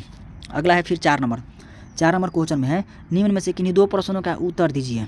तो 2 प्रश्नों का उत्तर दीजिए। तो इसमें कौन सा प्रश्न है, दशमलव गणक यानी कि डिकेड काउंटर का ब्लॉक आरेख बनाइए तथा उसका वर्णन समझाइए। तो मैं यहाँ पर सारा क्वेश्चन का आंसर लिख दिया हूँ। यहाँ पर सबसे पहले थ्योरी में क्या लिखना है, डिकेड काउंटर एक डिजिटल इलेक्ट्रॉनिक सर्किट है जो 0 से 9 तक की गिनती करता है, जिसमें कुल 10 स्टेट्स होते हैं। जब काउंटिंग 0 से 9 पूरी हो जाती है तो फिर से क्लॉक पल्स 0 हो जाता है, जिसे रीसेट के नाम से जाना जाता है। मापन यंत्रों में प्रायः प्रयुक्त किया जाने वाला काउंटर अधिकतर डिकेड काउंटर ही होता है। इसे बीसीडी काउंटर भी कहा जाता है। यह इनपुट के रूप में क्लॉक पल्स लेता है, गिनती बाइनरी फॉर्म में करता है। उपयोग कहाँ होता है इसका, तो उपयोग होता है इसका डिजिटल घड़ियों में होता है, गणक यंत्र में होता है, टाइमर में होता है। सर्किट इसका चूँकि डिकेड काउंटर मोड 10 काउंटर होता है, तो इसे 4 फ्लिप फ्लॉप से बनाना पड़ता है। 4 फ्लिप फ्लॉप से क्यों बनाना पड़ता है, क्योंकि दोस्तों अगर जो 8 तक का मोड रहेगा ना, 8 तक का काउंटर रहेगा, तो उसके लिए हम क्या कर सकते हैं, तो 3 फ्लिप फ्लॉप से बना सकते हैं। लेकिन मोड 10 काउंटर में क्या होगा, 0 से लेकर के 9 तक की संख्या यूज होगा, तो इसीलिए ये 8 से ऊपर चला गया, तो इसीलिए मोड 10 काउंटर का यूज करना पड़ेगा इसमें। वर्किंग प्रिंसिपल इसका समझ लेते हैं। तो वर्किंग प्रिंसिपल में है, यह काउंटर 10 स्टेट से मिलकर बनी होती है, जिससे जैसे ही 10वां स्टेट आती है Q3 Q1 हाई हो जाते हैं। यह काउंटर हमेशा टॉगल में कहीं काम करता है। ये भी ध्यान रखिएगा कि यह काउंटर हमेशा टॉगल स्थिति में काम करता है। तो जब टॉगल स्थिति में काम करता है तो इसको क्या करेंगे, सारा इनपुट को हम सबसे पहले 1 से जोड़ देंगे। देखिए इस डायग्राम को देखकर हैरान मत होइएगा, ये डायग्राम बनाना बहुत आसान है। सबसे पहले 4 फ्लिप फ्लॉप बनाएंगे, जैसे कि 4 डब्बा ऐसे बनाएंगे, 4 डब्बा ये बन गया, मान लीजिए 4 डब्बा बन गया। उसके बाद क्या करेंगे, उसके बाद आप लोग J1 K1 या JA KA आप लोगों को मैम या सर होंगे जिस तरीके से पढ़ाए होंगे आप लोग पढ़े होंगे, JA KA QA Q bar A, इस तरह से। फिर JB KB QB Q बार B, इस तरीके से पढ़ाया गया होगा आपके परीक्षा में या फिर कहीं पर भी, या बुक में भी देख रहे होंगे। तो ये अलग अलग हो सकता है, कुछ भी मान सकते हैं। हमें 1 2 3 मांगवाने हैं। तो यहाँ पर सारा इनपुट को हाई कर लेंगे। टॉगल की स्थिति में क्या होता है, टॉगल में दोनों जो आउटपुट आता है वो हाई आता है। इन जो भी हम दोनों जोड़ते हैं तो 1 आता है, तो दोनों 1 रहेगा, तो इसीलिए हम क्या करेंगे 1 से जोड़ देंगे, इन दोनों को 1 से जोड़ देंगे, इसको भी उसको भी, सारा को हाई के से जोड़ देंगे, इसको ला करके इसमें जोड़ देंगे हाई से, ये जोड़ दिए। उसके बाद इधर वाला जो आउटपुट आता है उसको MS भी बोलते हैं, और इधर वाला जो आउटपुट आता है उसको LSB बोलते हैं। इसको ध्यान रखिएगा। चलिए अब आगे देख लेते हैं। तो आगे में क्या है हमारा, तो आगे में है कि जो है ना ये एक एसिंक्रोनस काउंटर है। एसिंक्रोनस काउंटर क्यों है, क्योंकि ये पहले वाले क्लॉक पल्स से जुड़ा होता है। मतलब कि इस जो भी इसका क्लॉक पल्स इसमें लगता है ना, तो वो उसके पहले वाले आउटपुट के क्लॉक पल्स से इसको जोड़ते हैं, इस तरह से इसको जोड़ते हैं। तो ये भी आसान है, ये भी याद रखिएगा। चलिए अब आगे देख लेते हैं। अब देखिए इतना हमारा हो गया। अगर जो मोड 8 काउंटर आता है ना, तो इतना हमारा सर्किट कंप्लीट हो गया। लेकिन ये कौन सा है, तो ये मोड 10 काउंटर है। इसमें क्या होता है ना कि देखिए इसमें थोड़ा सा समझाना पड़ेगा आपको। 0 1 2 3 4 5, थोड़ा छोटा छोटा लिखना पड़ेगा। 0 1 2 3 4 5 6 7। देखिए अगर जो मोड 8 काउंटर आता है तो हमारा ये बहुत आसान था। जैसे कि हम लोग जानते भी हैं कि ये अगर जो 0 1 2 से फिर 2 से 3 पर जाएगा, 4 से 3 से 4, 4 से 5, 5 से 6, 6 से 7, और 7 से फिर कहाँ जाएगा, 7 से फिर जाएगा 0 पर। लेकिन जब ये मोड 10 काउंटर है ना, तो इसमें 15 संख्या होता है, 0 से लेकर 15 संख्या होता है। तो जब 0 से लेकर के 15 संख्या होता है, मैं यहाँ पर शो कराया हूँ, 0 से लेकर 15 तक संख्या होता है, तो यह 0 से लेकर के 15 तक जाएगा, फिर उसके बाद फिर 0 पर आएगा। लेकिन हमको पहले ही उसको प्रीसेट करके 0 कर देना है। जैसे कि देखिए यहाँ पर 9 तक काउंट करने के बाद, ये 9 तक काउंट करने के बाद ये 0 हो जाए, तो ये 0 हो जाए तो उसके लिए कुछ ना कुछ करना पड़ेगा, तभी तो 0 होगा। तो इसीलिए इतना ताम झाम गेट फेट लगा है, और ये गेट कैसे बना है इसको समझना मेन ज़रूरी है। तो ये गेट मैं बनाना बस सिखा दे रहा हूँ आप लोगों को। देखिए सबसे पहले आप लोग ये ध्यान दीजिए कि यहाँ पर क्या है 1 1 1 1 1 1 1 1 इतना है। तो जितना 1 1 है ना उतना संख्या पर 0 0, जैसे कि मैं बता रहा हूँ यहाँ पर क्या है 0 है, तो 0 की जगह पर क्या है तो 1 है। ये 0 मतलब पहला संख्या है, पहला क्लॉक पल्स है, तो इसीलिए 0 की जगह पर 1 लिख देंगे। यहाँ पर फिर दूसरा है के मैप में मैं बताया था कि यहाँ पर 0 1 2, यहाँ पर 3, यहाँ पर 4 आता है, यहाँ पर 5, यहाँ पर 6, यहाँ पर 7, यहाँ पर 8 आता है। ऐसे के मैप में आता है ना। तो 0 के लिए क्या लिखेंगे 1 लिखेंगे, 2 के लिए 1, 3 के लिए 4 के लिए सबके लिए 1 लिख देंगे, 9 तक के लिए 1 लिखेंगे और 9 के बाद 0 0 सब रहेगा। तो इसीलिए 9 के बाद हम यहाँ पर भरे नहीं हैं। चलिए यहाँ पर नहीं भरे हैं तो क्या करेंगे, यहाँ पर अब देखेंगे हमारा आंसर फाइनल कितना आ रहा है। ये देखिए ये पूरा हमारा आ गया, तो पूरा आ गया तो इसके लिए हम क्या लेंगे, तो इसके लिए हमारा आ जाएगा 0 0 0 0 आ गया। तो 0 0 के लिए हमारा क्या है अक्षर, तो 0 0 के लिए हमारा है Q4 और Q4 और 0 0 इसमें आंसर है। यहाँ पर 0 0 है तो इसीलिए क्या लिख देंगे Q4 का बार, Q4 के बार यहाँ पर हम लिख दिए हैं। लिखने के बाद अब देखिए फिर अगला क्या है Q3। यहाँ पर देखिए अच्छा हाँ एक और यहाँ पर आप लोग देख सकते हैं ये सारा डब्बा एक साथ हम लिए हैं तो इसीलिए Q4 आया है। अब देखिए अब अगला लेंगे देंगे, ये सारा डब्बा ले लिए तो अब ये इतना बचा है, तो इतना में हम क्या है ऊपर से कॉमन ले सकते हैं, ऊपर से हम कॉमन ले सकते हैं 0 0 और 0 1 है, तो इन दोनों में से हम कॉमन ले सकते हैं 0, यानी कि 0 का मतलब हो गया कि हमारा हो गया आ गया ऊपर से 0 मतलब सॉरी यहाँ पर देखिए 0 0 और 0 1 आ गया। तो 0 0 और 0 1 का मतलब हो गया कि हमारा Q3 बार और Q2 बार हमारा यहाँ पर इनेबल हो गया। Q3 बार का मतलब हो गया कि यहाँ पर ये Q3 बार है और यहाँ इधर से आ गया Q2 बार, ये दोनों मल्टीप्लाई में आ गया क्योंकि ये एक डिजिट के लिए आ रहा है। इसको लेने के बाद अब आप क्या करेंगे, इसी के सहायता से यहाँ पर गेट बनाएंगे, यानी कि ये इसके बाद क्लॉक पल्स आउटपुट मतलब कि ये बंद हो जाना चाहिए। तो देखिए यहाँ पर बंद करने के लिए क्या करेंगे, सबसे पहले हमारा Q4 है तो Q4 का बार हम ले लेंगे। तो Q4 का बार हम यहाँ से ला दिए, इसको एंड में जोड़ेंगे और Q3 और Q2 के लिए हमको एंड गेट में ला करके सबसे पहले आउटपुट लेना पड़ेगा। तो Q3 और Q2 बार का हम एंड गेट यहाँ पर ले लिए, इस तरह से हम जोड़ दीजिए। जोड़ने के बाद ये आउटपुट में कितना आ रहा है, तो आउटपुट में Q2 का बार और Q3 का बार आ रहा है। इस तरह से आ गया हमारा, इस तरह से आ गया। अब क्या करेंगे, इसका आउटपुट कुछ इस तरह से हम ले करके यहाँ पर जोड़ देंगे, क्योंकि जब इतना आएगा तो इतना आने के बाद ये प्रीसेट कर देगा, तो इस तरह से प्रीसेट कर देगा। यही तरीका है। इस तरह से आप मोड 12 मोड 13 मोड 14 का सभी का बना सकते हैं। चेक क्लॉक पल्स चेक करना होगा तो देखिए दोस्तों, मान लीजिए कि ये तरीका हमारा काम कर रहा है कि नहीं कर रहा है, तो इसमें हम चेक करेंगे। जैसे 10वां इनपुट आएगा तो ये 0 होगा कि नहीं 0 होगा, हम देख ले रहे हैं। तो ये हमारा इक्वेशन ही आया था, तो हम 10वें क्लॉक पल्स के लिए देख रहे हैं। तो 10वें क्लॉक पल्स में क्या क्या है, 10वें क्लॉक पल्स में हमारा 1 0 1 0 है। तो देखिए दोस्तों Q4 कितना है, Q4 0 है तो 0 रख देंगे। और सॉरी यहाँ पर कितना है Q1 Q2 Q3 Q4। 10वें पर क्या है, ये इधर से Q1 है Q2 है Q3 Q4 है। तो 10वें पर क्या है, 10वें पर Q4 है। तो Q4 में कितना है 1 है, और 1 का बार करेंगे तो कितना हो जाएगा 0 हो जाएगा। फिर आगे है Q3, तो Q1 Q2 Q3 Q3 कितना है 0 है, और 0 का बार करेंगे तो 1 हो जाएगा, तो 1 आ गया यहाँ पे। और फिर आगे है Q2 Q1 Q2 कितना है 1, तो 1 का बार करेंगे तो 0 हो गया। तो ये इसको 1 से मल्टीप्लाई करेंगे तो 0 हो गया, 0 प्लस 0 तो कितना हो जाएगा 0, इसका आंसर हो जाएगा। फिर आ गया क्लॉक पल्स 7 के लिए, तो 7 के लिए इसका आंसर क्या हो गया, तो 7 के लिए चलिए चेक कर ले रहे हैं कि ये मतलब 0 हो रहा है कि 1 हो रहा है। ऐसे तो 1 होना चाहिए 7 के लिए, तो 7 का 0 यहाँ पर आ रहा है। Q1 Q2 Q3 Q4 कितना है, तो Q1 Q2 Q3 Q1 है Q4 है 0 1 1 1 1 है। चलिए दोस्तों यहाँ पर लिख दे रहे हैं 1 1 1 1 1 1 0 है। ये Q1 है Q2 है Q3 है Q4 है, इस तरह से हम लिखे हैं। चलिए इसका कलर चेंज कर दे रहे हैं। अब देखिए Q4 हमको चाहिए, तो Q4 हमको चाहिए, तो Q4 कौन सा है, ये है। तो Q4 के 0 है तो 0 के बार कर दिया यहाँ पे। फिर क्या है Q3 है, तो Q3 के लिए हम क्या लेंगे, तो Q3 के लिए हम यहाँ पर ले रहे हैं Q1 Q2 Q3 के लिए 1 ले लेंगे, 1 का बार कर देंगे। फिर Q2 है तो Q2 के लिए 1 ले लेंगे, 1 का बार कर देंगे। तो क्या हो गया 1 प्लस यहाँ पर कितना हो गया 0 और 0, तो इसका कितना हो जाएगा आंसर, इसका फाइनल 1 ही हो जाएगा। इस तरह से आप लोग बना सकते हैं। और ये वाला भी डायग्राम बना लीजिएगा कि ये जो है 0 0 0 0 से 0 0 0 1 पर जाएगा, फिर 2 पर जाएगा, फिर 3 पर 4 पर 5 पर 6 पर 7 पर 8 पर 9 पर, फिर उसके बाद 0 हो जाएगा।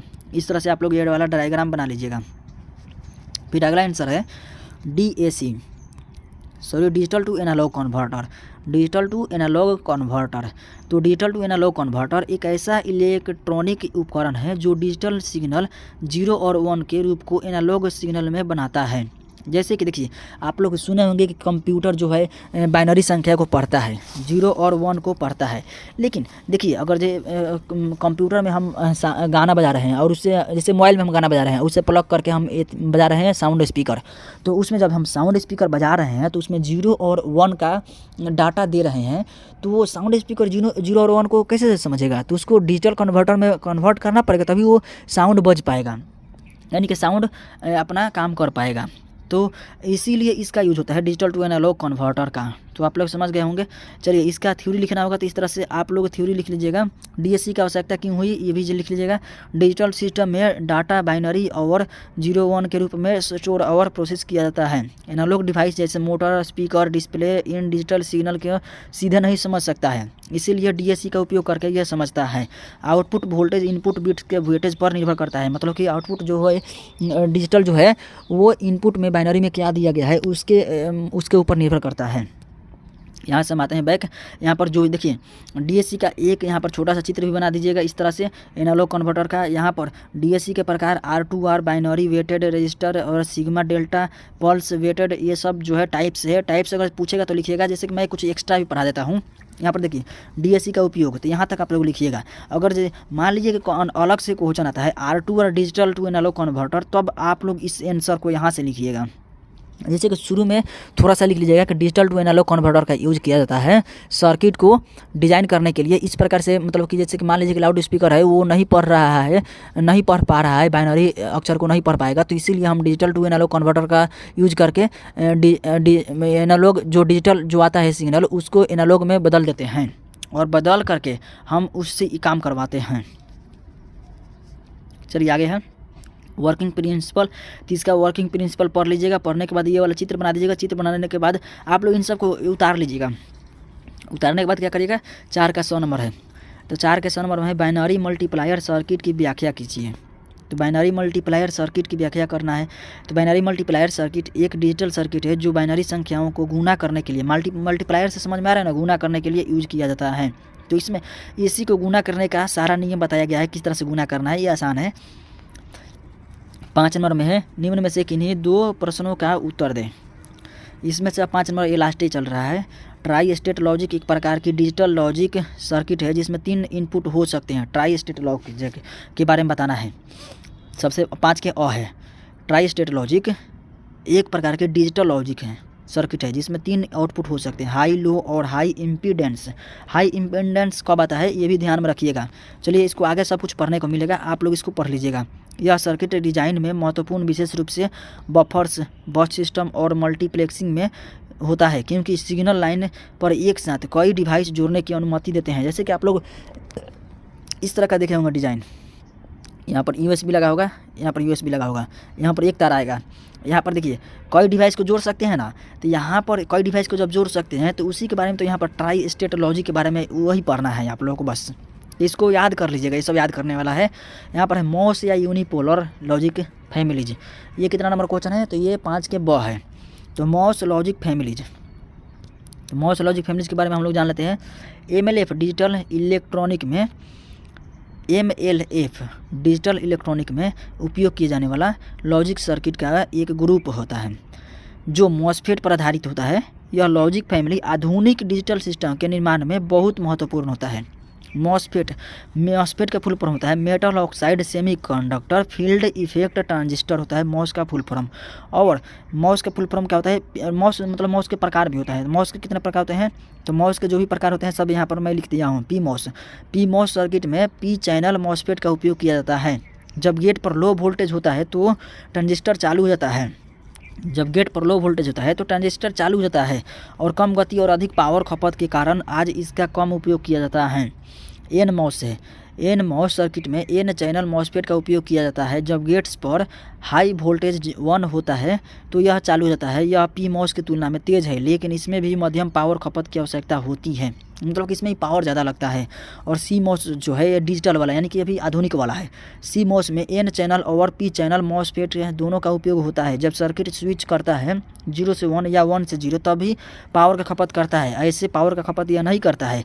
यह आज के डिजिटल इलेक्ट्रॉनिक में सबसे लोकप्रिय तकनीक है। Mobile, sensor, memory chips, micro processor, digital device, इन सब में यह उपयोगी होता है। तो चलिए दोस्तों, आज के लिए इतना ही। अगर जो आप लोगों को ये वाला PDF अच्छा लगा होगा तो आप लोग वीडियो को लाइक और चैनल को सब्सक्राइब कर लीजिएगा। चलिए दोस्तों, थैंक यू।